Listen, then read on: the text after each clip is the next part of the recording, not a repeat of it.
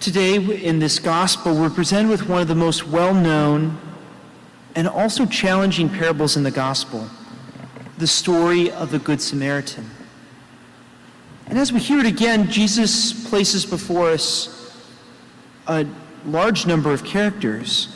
First, we have the unfortunate victim, the priest, the Levite, the Samaritan, but one that seems to kind of be put to the side a little bit is the innkeeper. Each one plays a role in the story, but today I'd like to focus in on the one role that we're actually called to play. It's not the victim. Yes, we're called to imitate Christ as the Good Samaritan, but the role that we're truly called to play is that of the innkeeper. Jesus tells this parable in response to a question: who is my neighbor? At the time, many believed that a neighbor was someone of your own tribe or background, someone from your own community, someone like you. But Jesus turns that question around. He teaches that being a neighbor is not about someone else's identity, but about our own willingness to love. As one author put it, neighborhood is not geography, but it's about relationship. Your neighbor is not the one who just lives next door to you, but it's the one whose pain you see, the one who's struggling and you help him, stop to help. It's not about physical closeness, but about moral closeness. Your ability to be present to the suffering of another. In the parable, the Samaritan bandages the man's wounds, places him on his own animal, and brings him to an inn. There he hands the man over to the innkeeper, saying, "Take care of him, and if you spend more, I will repay you when I return." The early church fathers saw something very powerful about this moment. The Good Samaritan is Christ, the one who comes to find the broken, the wounded, to carry them and to begin the healing. The inn is the church, a place of care, mercy, and restoration. And the innkeeper? That's us, as members of the body of Christ in the church. St. Augustine once preached, "Robbers left you half dead on the road, but you have been found by a passing and kindly Samaritan. Wine and oil have been poured on you. You have received the sacraments of the only begotten Son. You have been brought to the inn, and you are being cured in the church."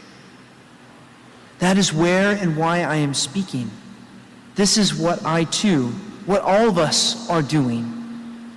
We are performing the duties of an innkeeper.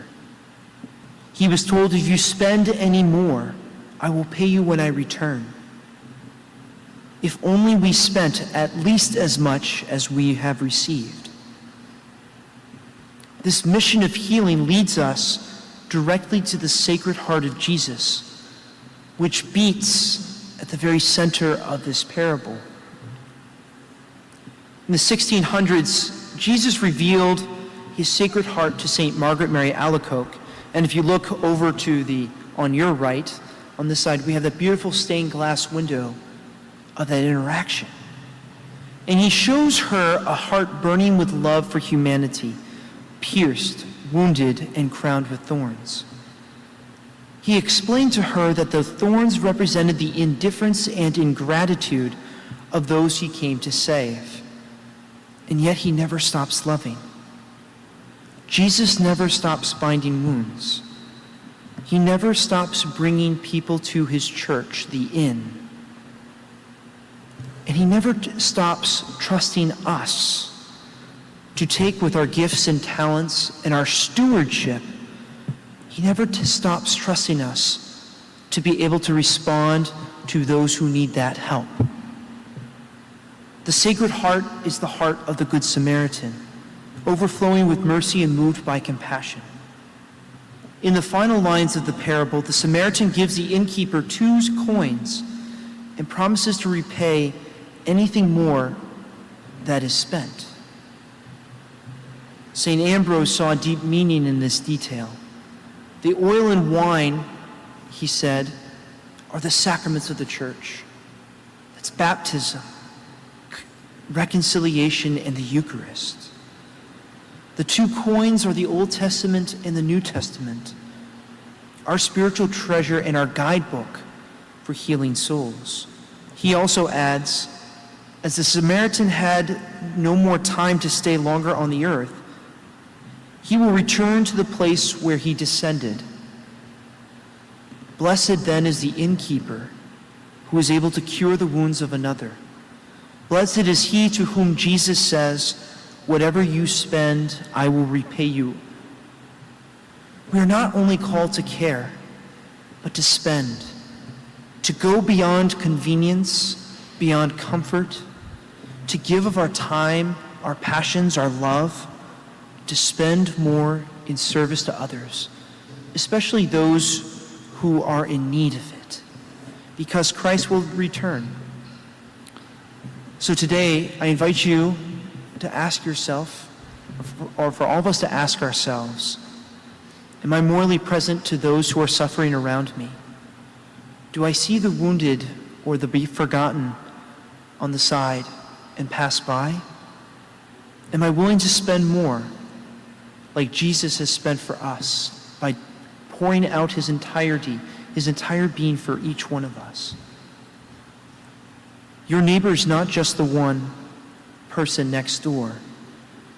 Your neighbor is the person in need, who may not look like you, think like you, or live near you. But Jesus has brought them to you and entrusted you with their care. So let us continue to open the doors of the inn. Let us bind our wounds. Let us spend more. For we do not know when the Lord will return, but may he find us ready for him and healing the wounds of those he has entrusted to our care.